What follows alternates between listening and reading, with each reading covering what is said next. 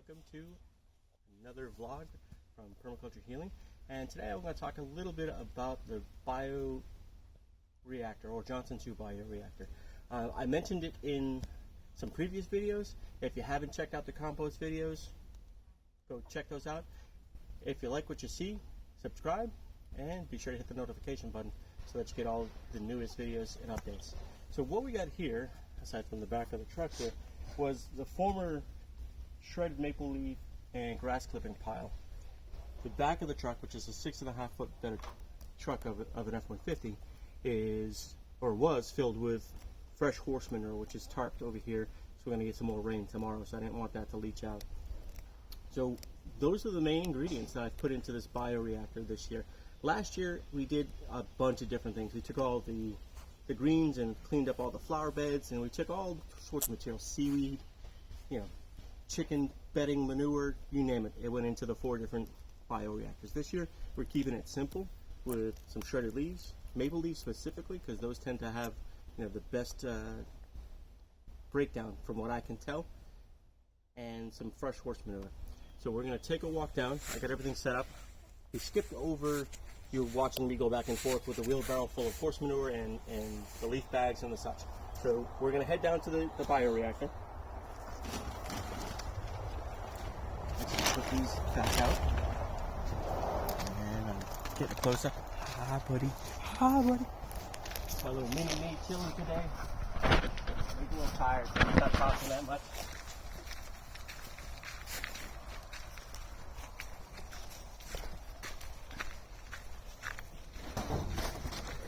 Side note on those leaves, the bags were from last year. Ended up collecting over 200 bags from the neighboring area for the carbon material for the leaves, and used all of it between the composting, between the chicken run, mulching, you name it. All the leaf material got used. So this is one of the vital parts to this. So in the bioreactor, you have to have wet material. Now, there are going to be the purists of the Johnson-Su Bioreactor that are going to say, that's not how you do it. Your spacing on your pipes isn't quite exactly how it should be. I get that. And for the purists, I thank you. I appreciate you. I'm doing what's going to work for me and what's easiest right now. At some point, yeah, I'll get into the technical specs.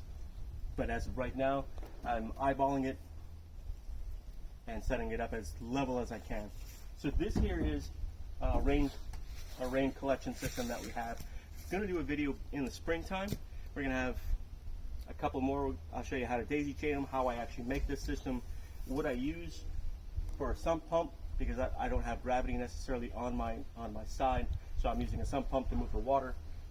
But this is 275 gallons of rainwater we collected earlier this year off this little patch of roof here, and the extending to the main roof. So that was maybe 64 gallons or so in the course of a 1-inch event of rain. Not a whole lot of water, but so this is filled up over time. We're going to be using this to water this. Actually, if you look down here, you can see where the water level actually is. So I have emptied most of this water from this tote into the reactor already. Pardon the raspberries.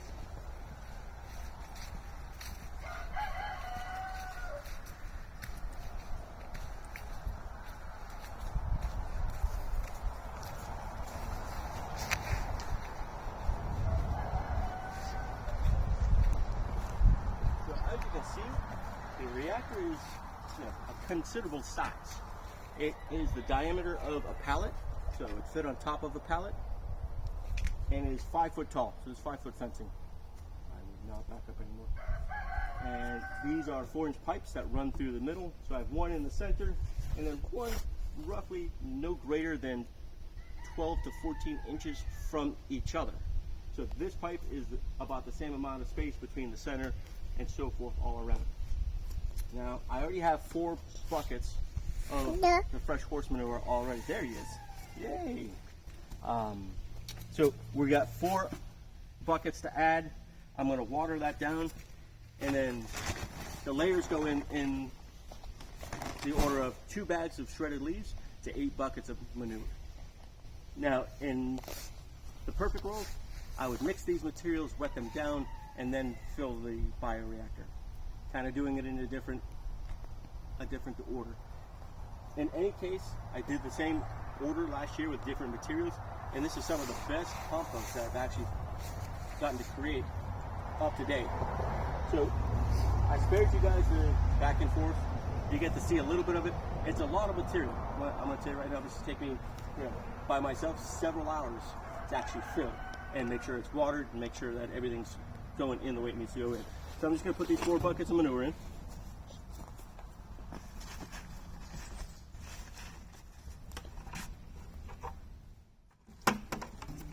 What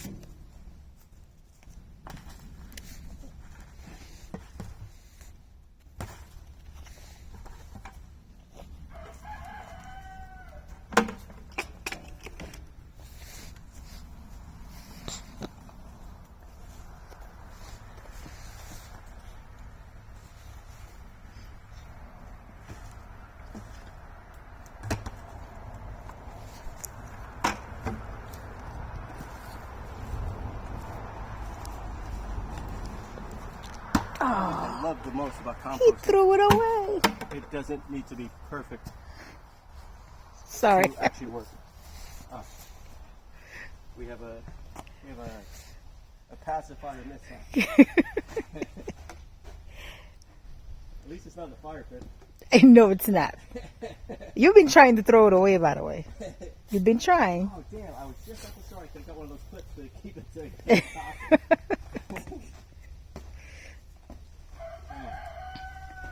And then, so I'm gonna have my video and cinematographer stay put. I'm gonna go turn on the water to make sure that's in here.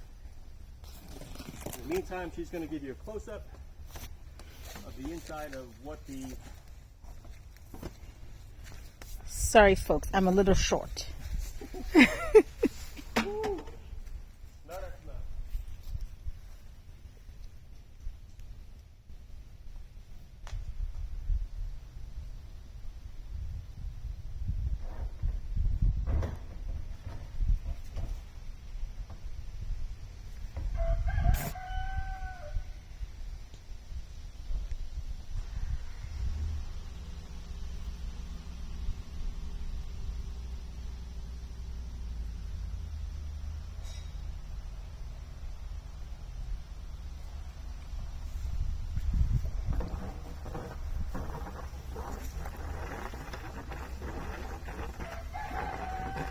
That's the sound of the water.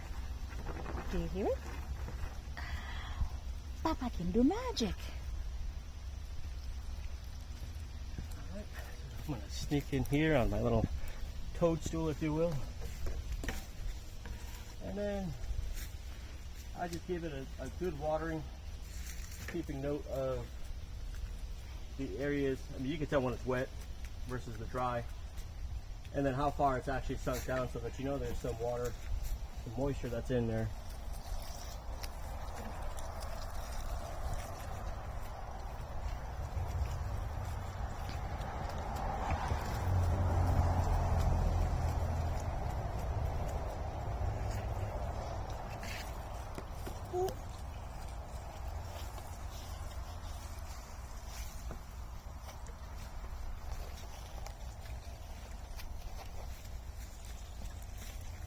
How much of the toad did you put in there? The water from the toad? That tote was full, and I could probably estimate 220 or so gallons of water, of rainwater. And we could have used the well. That would have been fine. But we do have a filter on the well, so the water is getting treated. So I prefer to use the rainwater that we've been keeping. And I'm killing 2 birds with 1 stone, because I need to empty those totes before the winter sets in and it freezes, and then I lose a tote. That's not going to be ideal.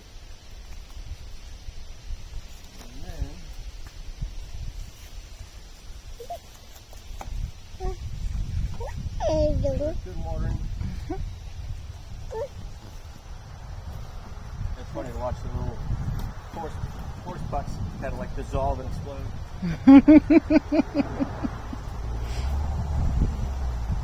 That's how you know you're bored. You look at the dissolved horse bucket.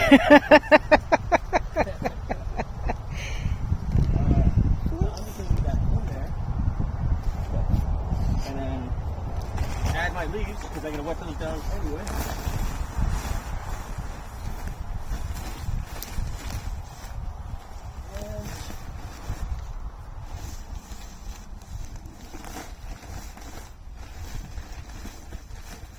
Might only be one bag. This is the normal bags.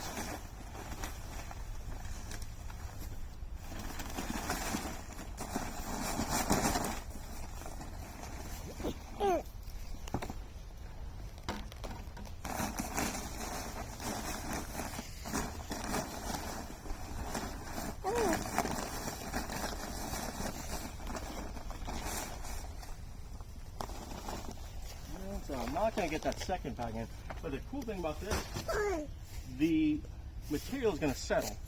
So even though that I can get this second bag in a couple of days, I'll come back out.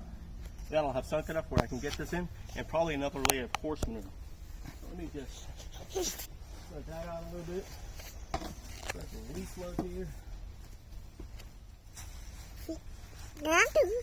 Now, on an interesting note, that leaf pile had been out during this last storm that we had, and it must have been almost 3 inches of rain that we got.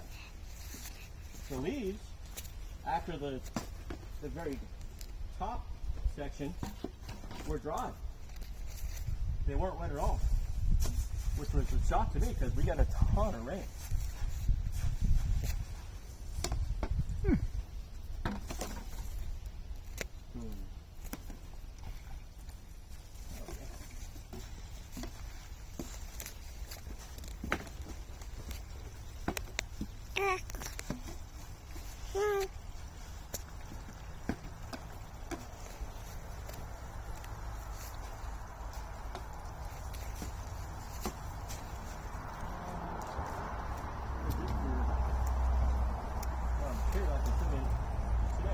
Now, typically what you can do, and what's recommended, is after 24 hours you can pull these pipes.